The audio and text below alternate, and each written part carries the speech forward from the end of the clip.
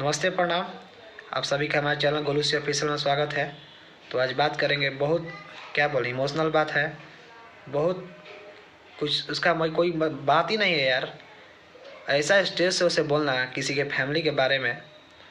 आज जितने भी खेसारी के फैंस हैं, जितने लोग हैं जो फैन पेज चलाते हैं, उनका आज पवन सिंह के सपोर्ट में आ गया है। यार एक इंसानियत है। आज उनको सीखना चाहिए कि किसी के फैमिली के बारे में क्या बोल रहे हैं, क्या नहीं बोले। और आपके फैमिली के बारे में बोला जाए ना साहब, बेटी है, आपकी बीवी है, आंख से खून निकल जाएगा आपका। ठीक, पंकज सिंह गया था, आपको जेल भेज दिए। आप बड़े स्टार तो कोई जेल नहीं भेजेगा, इसका मतलब ये नहीं कि आप कुछ भी बोल दीजिएगा।